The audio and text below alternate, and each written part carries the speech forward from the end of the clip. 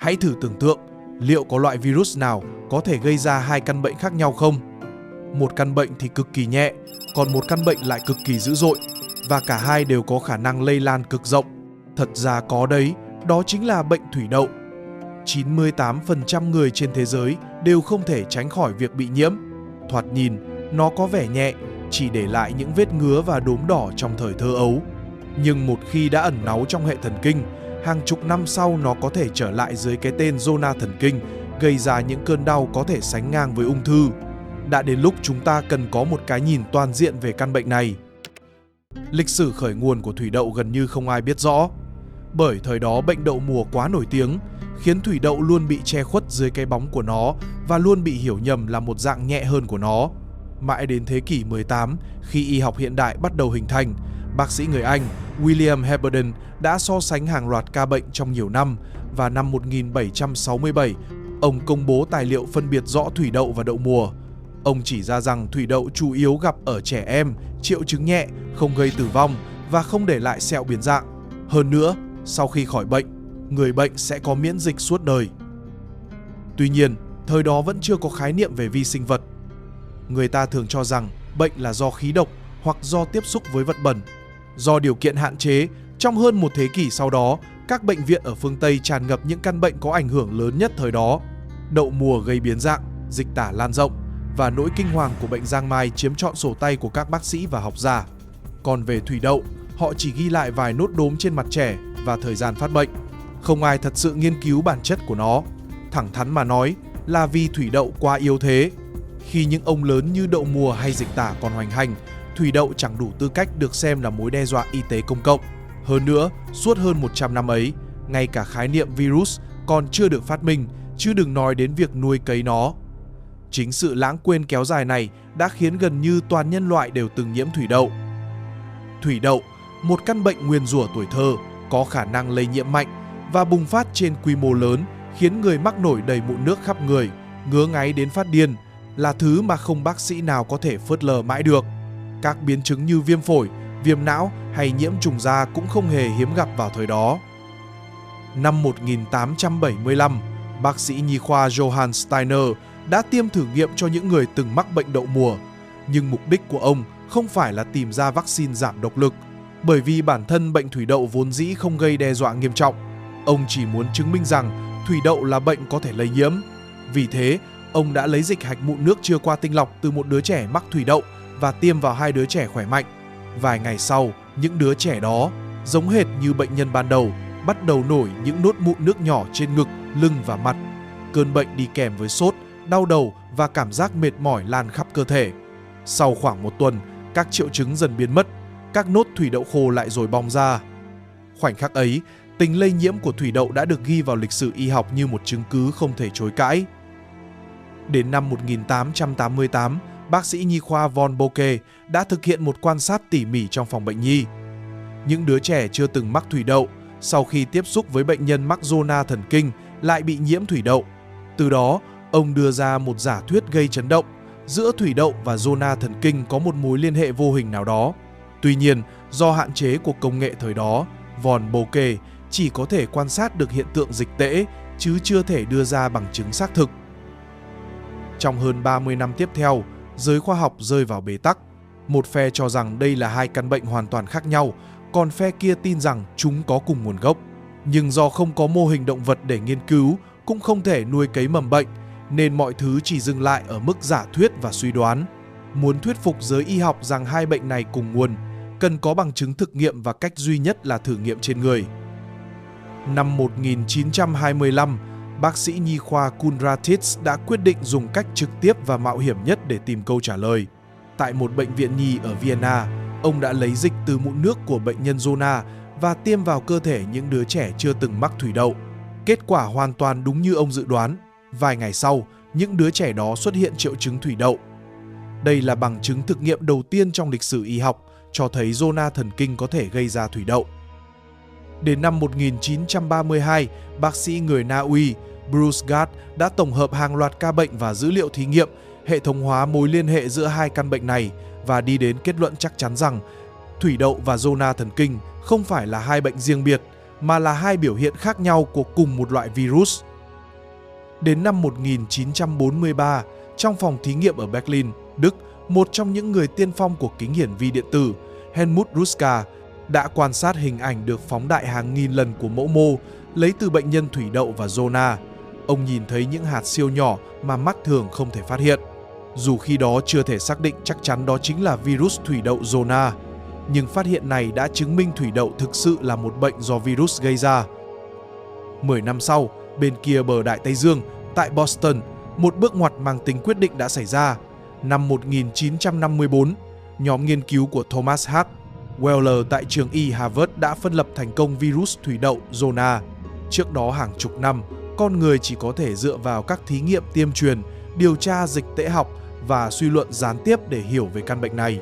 Giờ đây, mầm bệnh đã thực sự được quan sát, nuôi cấy và đặt tên trong phòng thí nghiệm. Khoảnh khắc đó, thủy đậu chính thức bước lên sân khấu của ngành virus học hiện đại. Nhờ những nỗ lực của các nhà khoa học, chúng ta ngày nay mới hiểu rõ các triệu chứng và cơ chế của thủy đậu cũng như zona thần kinh. Khi virus thủy đậu, zona dần bị lôi ra ánh sáng, khả năng lây truyền của nó cũng liên tục được làm sáng tỏ. Dù là vào năm 1875, 1888 hay các thí nghiệm mang tính cột mốc năm 1925, việc lây nhiễm đều xảy ra khi tiếp xúc trực tiếp với dịch từ mụn nước. Nhưng đầu thế kỷ 20, nhiều bác sĩ tại gia đình và trường học nhận thấy, dù không tiếp xúc trực tiếp với dịch mụn, thủy đậu vẫn có thể bùng phát trong các nhóm trẻ đông đúc. Từ thập niên 50 trở đi, cùng với sự phát triển của kỹ thuật lấy mẫu không khí và nghiên cứu kiểm soát nhiễm khuẩn, cộng thêm nhiều cuộc điều tra dịch ở trường học và bệnh viện cho thấy thủy đậu có khả năng lây qua không khí rất mạnh. Thủy đậu có thể lây qua hắt hơi và ho từ 1 đến 2 ngày trước khi phát ban, và quá trình này kéo dài cho đến khi mọi tổn thương đã đóng vảy khô.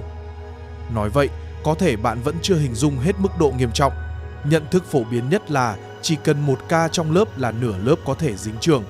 Hãy nhìn vào hai con số đơn giản. Trước khi vaccine được đưa vào năm 1995, khoảng 98% người dân Mỹ có kháng thể với virus thủy đậu, zona trước 20 tuổi, nghĩa là đã từng nhiễm. Tuổi càng cao, tiếp xúc càng nhiều, thì càng có thêm người bị lây. Ở nhóm người Mỹ trên 40 tuổi, tỷ lệ kháng thể dương tính lên tới 99,9%, gần như ai cũng từng mắc. Tại Trung Quốc, các dữ liệu nghiên cứu cho thấy tỷ lệ kháng thể ở người khỏe mạnh khoảng 64% và cũng tăng lên theo tuổi. Trên 30 tuổi, tỷ lệ dương tính cơ bản đạt khoảng 95%. Nói thẳng ra, nhiễm là điều bình thường. Đối với trẻ em, triệu chứng thủy đậu thường nhẹ, chủ yếu là ngứa và sốt. Bên trong các mụn nước thủy đậu đều đầy virus. Vì vậy, ngoài lây qua không khí còn có lây qua tiếp xúc. Nếu gãi vỡ mụn nước, rất có thể sẽ để lại sẹo. Điểm này nên ghi nhớ. Đối với người lớn, các triệu chứng thường nặng hơn. Khảo sát tại Mỹ, giai đoạn từ 1990 đến 1994 cho thấy so với trẻ từ 1 đến 4 tuổi, nguy cơ tử vong do thủy đậu ở người lớn cao gấp 25 lần. Lý do là hệ miễn dịch người lớn đã phát triển hoàn thiện, nên khi nhiễm virus, phản ứng miễn dịch mạnh hơn. Ngoài các triệu chứng giống ở trẻ em, phổi người lớn còn có thể bị viêm do phản ứng quá mức của cytokine, tức là người lớn vừa chịu tác động của bản thân virus, vừa chịu đòn kép từ phản ứng miễn dịch quá mạnh của cơ thể. Nói đến đây, hẳn nhiều người sẽ thắc mắc, không đúng lắm thì phải. 95% người từng nhiễm, vậy sao trong người quen của tôi vẫn có rất nhiều người bảo là chưa từng mắc? Chẳng lẽ tất cả những người may mắn đều quen tôi? Thực ra, có thể họ đã nhiễm mà không biết. Virus vẫn xâm nhập cơ thể và nhân lên, nhưng triệu chứng quá nhẹ, có người chưa kịp nhận ra thì đã tự khỏi. Tuy nhiên, khỏi thủy đậu không có nghĩa là về sau không còn gì phải lo. Virus gây zona có 3 nhóm tuổi hay bùng phát nhất. Giai đoạn đầu là thủy đậu ở trẻ em, đặc biệt thường bùng phát khi đi học. Giai đoạn thứ hai là zona thần kinh ở người từ 20 đến 30 tuổi và cuối cùng là zona ở người trên 50 tuổi. Sau khi mắc thủy đậu, bạn sẽ không bao giờ bị thủy đậu lần nữa, nhưng vẫn có thể phát bệnh zona, không phải do tái nhiễm mà do suy giảm miễn dịch. Sau khi khỏi thủy đậu, một lượng nhỏ virus vẫn ẩn náu trong hạch thần kinh và bị hệ miễn dịch kìm hãm liên tục. Độ tuổi 20 thường là giai đoạn hệ miễn dịch mạnh nhất, nhưng căng thẳng, làm việc quá sức hoặc mang thai đều có thể khiến miễn dịch suy yếu, tạo cơ hội để virus tái hoạt. Tuy nhiên, nhóm phát bệnh nhiều nhất vẫn là người sau 50 tuổi. Theo tuổi tác, chức năng tế bào T dần suy giảm hệ miễn dịch của người cao tuổi tuần tra kém hiệu quả, virus dễ dàng nổi dậy. Do đó, tỷ lệ mắc zona tăng rõ rệt theo tuổi. Khoảng 1/3 người từng bị thủy đậu sẽ phát zona khi về già, và zona nguy hiểm hơn thủy đậu rất nhiều. Zona có hình một vệt dài, thường xuất hiện ở vùng thắt lưng. Có tin đồn cho rằng nếu vệt dài này cuốn trọn một vòng quanh người thì bệnh nhân sẽ chết. Chuyện này không hoàn toàn vô căn cứ. Trong giai đoạn phát bệnh, người bệnh gặp nhiều triệu chứng khó chịu. Trước khi phát ban, thường có cơn đau thần kinh lạ, cảm giác tê rát hoặc bỏng nóng, dễ bị nhầm với chấn thương cơ. Sau đó xuất hiện các mảng đỏ và mụn nhỏ, rồi nhanh chóng biến thành mụn nước. Những mụn này mọc theo đường chi phối của dây thần kinh, thường chỉ ở một bên cơ thể. Chúng dần lan rộng, hòa vào nhau và cơn đau cũng ngày càng dữ dội hơn, như bị dao cắt, như bị bỏng cháy. Khi bệnh tiến triển, đau đớn ngày càng tăng. Virus kích thích hệ thần kinh trung ương, não bộ ghi nhớ cảm giác đau và khuếch đại nó. Cơ thể trở nên cực kỳ nhạy cảm với đau, đến mức chỉ cần gió lướt qua da hay quần áo chạm vào cũng cảm thấy đau nhói. Đây là giai đoạn đau đớn nhất. Cơn đau do zona chỉ đứng sau đau dây thần kinh tam thoa và nằm trong nhóm đau mãn tính dữ dội nhất, chỉ kém ung thư giai đoạn cuối. Toàn bộ tiến trình bệnh thường kéo dài từ 2 đến 3 tuần. Nghe qua thì có vẻ không quá dài, nhưng khi da lành lại, đó chưa phải là kết thúc. Trong 10 đến 15% trường hợp, cơn đau kéo dài trên 3 tháng và tuổi càng cao, biến chứng càng nhiều. Đây là một căn bệnh mãn tính, dễ gây tàn phế, được gọi là đau thần kinh sau zona. Vì thế, zona không chỉ là bệnh da liễu mà là một dạng tổn thương thần kinh nghiêm trọng. Còn lời đồn rằng zona cuốn trọn một vòng là chết cũng có cơ sở. Đó là khi bệnh kéo dài quá lâu, bỏ lỡ giai đoạn điều trị tốt nhất, nhưng không đến mức chết chắc như lời đồn. Chính vì sự đau đớn và khó chữa này, một số bệnh nhân mất niềm tin vào y học, tìm đến thầy cúng hoặc phương thuốc dân gian, tốn kém tiền bạc để chữa theo các mẹo truyền miệng. Dĩ nhiên, không phải mọi phương pháp dân gian đều vô dụng. Lịch sử từng ghi nhận y học cổ truyền chữa khỏi nhiều ca zona, nhưng ngày nay không ít bài thuốc giả chỉ khiến bệnh nhân mất tiền, thậm chí khiến bệnh trở nên nặng hơn. Bệnh càng để lâu, điều trị càng khó, nguy cơ di chứng càng cao. Vì vậy, nếu phát hiện triệu chứng tương tự, hãy đi khám càng sớm càng tốt. Trước căn bệnh phức tạp như vậy, giới y học từ lâu đã có câu trả lời của riêng mình. Từ thập niên 1970 trở đi, nghiên cứu thuốc kháng virus đã đạt bước đột phá lớn. Acyclovir và sau đó là Valacyclovir lần lượt ra đời, lần đầu tiên giúp các bác sĩ có thể cứu sống bệnh nhân thủy đậu và zona thể nặng. Cùng thời điểm đó, tại Nhật Bản, nhà khoa học Takahashi Michiaki cũng miệt mài ngày đêm tiến hành một thí nghiệm gian nan khác. Ông đã phân lập virus từ một bé 3 tuổi mắc thủy đậu, rồi tiến hành hàng trăm lần cấy truyền giảm độc lực. Cuối cùng vào năm 1974, ông đã tạo ra vaccine Oka. Từ đây, lần đầu tiên con người giành lại quyền chủ động chống lại thủy đậu. Đến cuối thế kỷ 20, sự ra đời của Valacyclovir, một dẫn xuất cải tiến của Acyclovir, giúp bệnh nhân không cần truyền dịch vẫn có thể điều trị hiệu quả. Nếu dùng thuốc kháng virus trong 72 giờ đầu sau khởi phát, không chỉ rút ngắn thời gian mắc bệnh mà còn giảm đáng kể nguy cơ đau thần kinh sau zona. Từ đó, y học đạt được đồng thuận mới, càng điều trị sớm, hiệu quả càng cao. Bước sang thế kỷ 21, trên nền tảng thuốc kháng virus, các bác sĩ tiếp tục thử nghiệm corticosteroid, thuốc giảm đau thần kinh và phong bế thần kinh để giảm bớt các di chứng kéo dài.